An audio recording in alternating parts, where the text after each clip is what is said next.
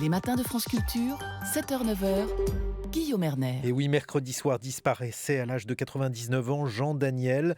Le journaliste et écrivain avait fondé en 1964 le Nouvel Observateur, un journal qui demeure un espace de débat, notamment pour la gauche en France. Et pour parler de cet homme, nous sommes en compagnie de Laurent Geoffrin. Bonjour. Bonjour. Vous êtes directeur de la publication de Libération, et Guy Sidbon. Bonjour. Vous êtes journaliste et écrivain et vous avez participé à la fondation du Nouvel Observateur en 1964. Guy Sidbon, qui était votre Jean Daniel?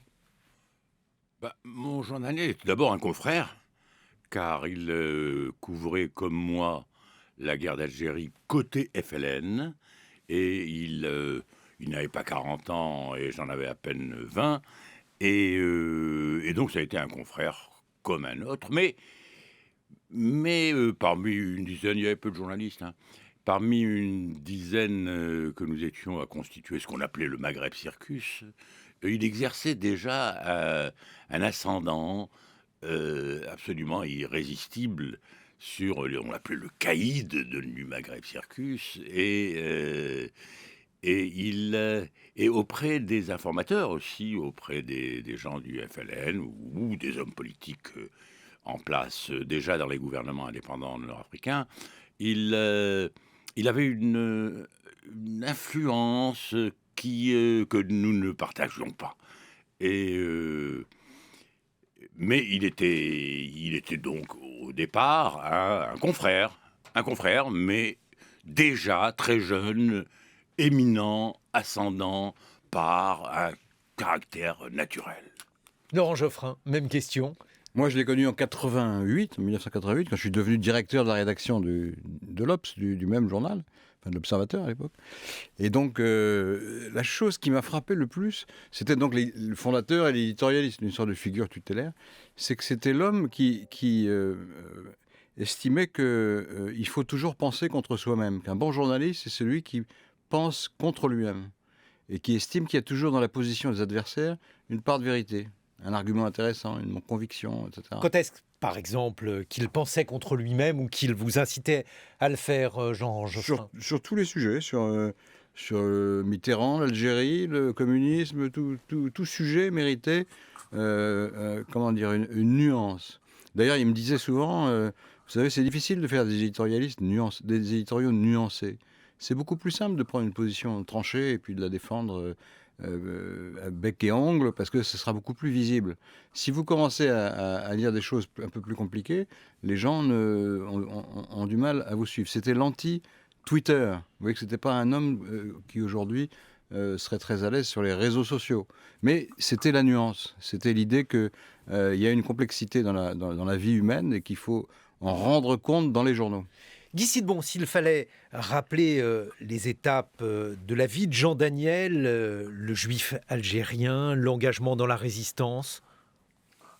L'engagement de la résistance a été sa première action publique, si j'ose dire, dans un Alger qui était massivement pétainiste, où même le général de Gaulle n'a pas pu se rendre après le débarquement, à la libération, de la première libération de la France, l'Algérie, et était obligé de rester à Londres pendant 7-8 mois parce qu'on avait une ville profondément et massivement pétainiste. Parmi ces Algériens rois, il y avait un tout petit groupe dirigé par le docteur Aboulker, gaulliste, et qui avait pour mission de préparer le débarquement clandestinement et de neutraliser le 8 novembre 1942, de neutraliser les forces pétainistes sur place, comme le maréchal Juin simplement, et qui a été emprisonné ce jour-là par le groupe de Jean Daniel, auquel appartenait Jean Daniel. Il était dirigé par José Aboulker, et Jean a eu ce privilège, je peux dire. Il a été désigné par Aboulker pour accueillir les premiers débarqués en Europe, si je puis dire, les Anglo-Américains qui débarquaient en Algérie, et de façon à éviter qu'il y ait des combats comme ça. Il y en a eu à Oran, à Casablanca, des combats extrêmement violents, coûteux en vie humaine. Et Et il a été le premier, donc, à la place de Sidi Ferruche, à recevoir les Anglo-Américains pendant la nuit, détournant le regard des militaires qui étaient là pour s'y opposer sans savoir que c'était ce jour-là, etc. Et donc il a participé, il parlait très peu. Alors c'est bizarre. Il était assez égocentrique, assez... il On ne le manquait dit. pas. Un peu Oui. narcissique, on peut dire. Ah, oui. Il avait sa part de narcissique, mais là, il ne parlait jamais de sa sa carrière guerre. militaire. Oui. Et les raisons pour lesquelles il a eu la croix de guerre, les raisons pour lesquelles on va bientôt, en son hommage, lui rendre hommage aux Invalides, il n'en parlait jamais. Laurent Geoffrin, il parlait en revanche beaucoup de Camus, de Lévi-Strauss, vous le citez dans le papier que vous lui consacrez dans l'IB. Il parlait, autrement dit, de ses références intellectuelles. Quelles étaient ces C'est qu'il a références? inventé une forme de journaliste qu'on peut appeler le journalisme d'idées. C'est-à-dire qu'il s'agit de mélanger ou de fusionner le travail d'enquête, de récit que font les journalistes et la réflexion intellectuelle. Et donc il avait réuni à l'Obs, enfin, autour de l'Observateur, ce qu'il y avait de mieux en matière de Qui ça? réflexion. Racontez-nous. Comment? Qui ça? Racontez-nous. Vous aviez des conférences où vous aviez Edgar Morin. Au début du journal, il pouvait y avoir Michel Foucault, Jean-Paul Sartre et Pierre Mendès France ont fait les deux premiers éditos du Nouvel Observateur en 64. Enfin, il y avait Pierre Nora, il y avait Simon Nora, qui était son frère, qui était inspecteur des finances très brillant. Il y avait toutes sortes de gens. Furet. Comment? François Furet. Alors, il était lié à cette école qu'on appelle la Nouvelle Histoire, qu'on appelait à l'époque la Nouvelle Histoire. Et il était lié aussi à d'autres courants. Et lui défendait toujours des positions, à mon avis, justes, c'est-à-dire d'une gauche en liberté.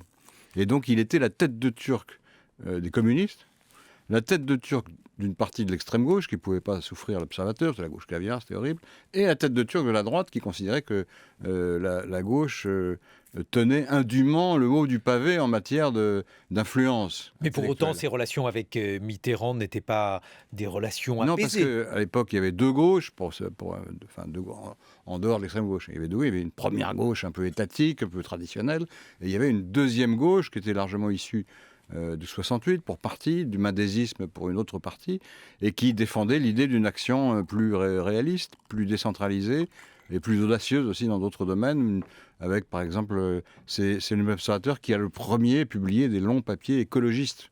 Il y avait un chroniqueur qui s'appelait Michel Bosquet, dont le vrai nom était André Gortz. Enfin, il avait plusieurs noms d'ailleurs, c'est un personnage assez compliqué.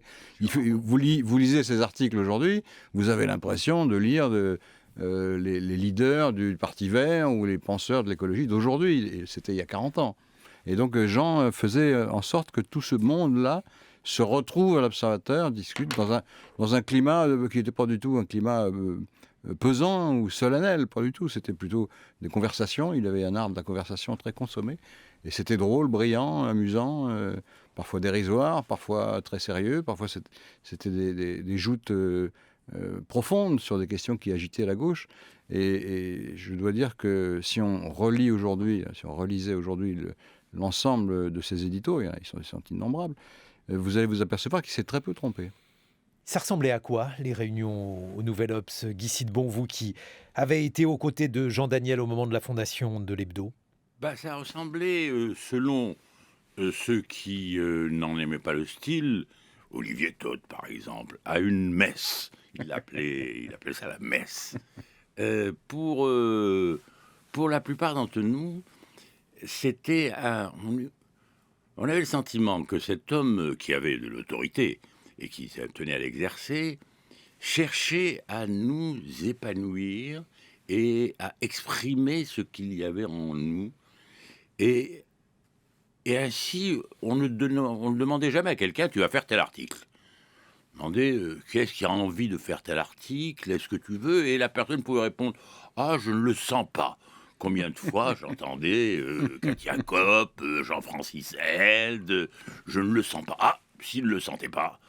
Et ça se traduisait dans les articles par un caractère extrêmement personnel, qui n'existait pas dans la presse même, des Lucien Baudard, qui avait un type de journalisme tout à fait différent que les autres, n'avait pas, et je crois que c'était la personnalité, ce qui a fait l'originalité dans le journalisme de l'Observateur, c'était que chaque article était un article personnel et on passait le côté littéraire, Jean y tenait beaucoup, et on passait ainsi d'une nouvelle à une autre. Et ce sentiment que j'ai eu, c'était que d'une part, il y avait son autorité, et d'autre part, il y avait chez lui le désir de laisser en nous s'épanouir notre liberté ou nos goûts personnels. Pourtant, une personnalité très forte, Laurent Geoffrin, qui assumait sa part de narcissisme et une forme de mégalomanie. Oui. On savait tous l'imiter. Parce qu'il avait un ton très particulier, un peu solennel comme ça. Donc, tous, on était capables de faire du Jean Daniel. Un jour, d'ailleurs, ça l'a énervé. Il a convoqué un des journalistes. Il a dit « Il paraît que vous m'émitez en permanence. J'aimerais savoir qui fait ça. D'abord, bon, alors, allez-y, imitez-moi. » Et donc, le pauvre diable était obligé de s'exécuter immédiatement et d'imiter Jean Daniel devant lui. Et à la fin, il a dit « Mais ça ne ressemble pas du tout, c'est pas ça du tout. » Et lorsqu'il fallait travailler avec lui au quotidien, était-ce possible d'avoir une place ou d'exercer son métier de journaliste? Guy Sidbon dit que... Oui, c'est-à-dire que lui, il faisait... Parce que moi, je suis arrivé je suis de la génération d'après Sidbon. Donc je suis arrivé à un moment où il avait pris un peu de recul, il faisait son édito, il faisait une conférence, donc c'était le vendredi à 11h, c'était un rituel, une conférence où on ne décidait pas de grand-chose. Hein. Alors les gens disaient ça ne sert à rien, etc. Ils n'avaient rien compris à ce qu'était le journal. C'est ça qui donnait l'âme du journal, en fait. C'est parce qu'il racontait sa semaine, en fait. Alors, il disait j'ai vu Jean, j'ai vu Jacques. Alors Jacques, c'était Delors. Robert m'a dit que c'était Badinter. Edgar pense que c'était Morin, etc. etc. Et donc cette semaine était déroulée comme ça, avec des anecdotes. C'était drôle, c'était vivant, comme dans une conversation. Mais à chaque fois, on attrapait une ondulation de l'air du temps, une information, un débat qui était en train de naître, et ça donnait évidemment des idées. Ça a obligé l'équipe de l'Observateur à être en liaison avec non pas avec l'actualité immédiate, mais avec ce qui faisait la préoccupation finalement de la société française. Guy Sidbon, il y a eu une époque bénie des news magazines à la française, comme on dit. C'était le cas de JJSS pour l'Express. Ça a été le cas de Jean Daniel, bien entendu, pour le Nouvel Obs. Il faut rappeler en quoi c'était une institution pour la gauche et puis pour la scène intellectuelle, le Nouvel Obs. C'était l'organe central des intellectuels. Et il était attendu chaque semaine.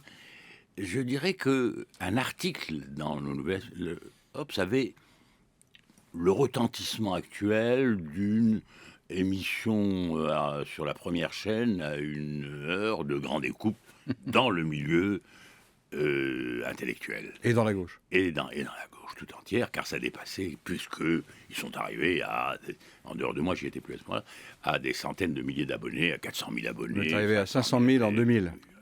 Fantastique. Et donc il y avait ce rayonnement et cette influence qu'exerçait le journal, tel que ce qui était dans l'Observateur était le sujet des dîners en ville, impensable aujourd'hui. Et c'était cette influence-là qui marquait l'Observateur. L'influence aussi des éditorialistes, puisque aujourd'hui on utilise le terme péjoratif d'éditocrate, un terme de surcroît difficile à prononcer, mais les éditos à l'époque étaient peut-être beaucoup plus lus qu'aujourd'hui. Bien sûr. Laurent Geoffrin. Éditocrate, c'est un terme polémique. Ça laisse supposer que les journalistes ont un pouvoir. Ils n'ont pas un pouvoir, ils ont une influence. Ils ne décident pas de faire des lois ou d'orienter la politique française dans un sens ou d'un. Ils ont de l'influence, pas la même chose. Et donc les éditoriaux de Jean Daniel avaient énormément d'influence, puisque sur les questions, parce que la gauche était constamment déchirée par mille problèmes. Fallait-il quelle relation avec le Parti communiste, quelle relation avec les pays de l'Est, qu'est-ce qu'il advient de la révolte polonaise, la guerre de Yougoslavie, est-il vraiment judicieux de soutenir les Serbes ou au contraire les Croates ou un des protagonistes de la guerre. C'était à chaque fois des discussions très vives et importantes et qui nécessitaient beaucoup de ressources de documentation intellectuelle et de ressources rhétoriques. Et donc tout ça se passait à la conférence de l'Obs, en grande partie, finalement, puisque après, ça donnait lieu à des tribunes, des articles, des reportages qui donnaient une sorte d'orientation, qui donnaient le là, en partie en tout cas, de ce que les gens de la gauche démocratique pensaient ou devaient penser ou pourraient penser. Guy Sidbon. Écoutez, ce que représentait l'Observateur est devenu la France actuelle, c'est-à-dire on aspirait à un socialisme démocratique complètement étranger à celui au socialisme réel soviétique et aussi aux injustices flagrantes du capitalisme sauvage. Et on a donné naissance, ce socialisme-là a donné naissance à la social-démocratie européenne telle que nous la vivons et qui fait que nous sommes la région du monde la plus heureuse. C'est cette idéologie-là qui ressort et dont l'influence s'est marquée. Un mot de conclusion, Laurent Geoffrin, sur Jean Daniel, auquel vous rendez hommage. Jean Daniel, quand on arrivait, Jean, voilà, on a une interview avec le Premier ministre. Il répondait, mais pourquoi le Premier ministre? Le Président, vous l'avez pas? Et donc c'était toujours cette idée qu'il fallait faire mieux, il fallait aller plus haut. Alors, il était parfois un peu dans les nuages, hein, mais c'était l'exigence intellectuelle qui s'appliquait à la presse. Et c'est très utile, ça le serait beaucoup aujourd'hui, probablement, à mon avis. Merci Laurent Geoffrin, on vous retrouve dans les colonnes de Libération. Merci Guy Sidbon d'avoir évoqué pour nous la mémoire de Jean Daniel. Dans quelques instants, on sera avec Quentin Lafay. Il publie un roman, L'Intrusion. L'Intrusion, c'est un roman qui tourne autour d'une faille informatique qui permet à un certain nombre de hackers, comme on dit, de pénétrer dans les mails et dans l'intimité d'individus. Un sujet vraiment d'actualité. C'est publié chez Gallimard. On en parle dans quelques instants. Il est 8h sur France Culture.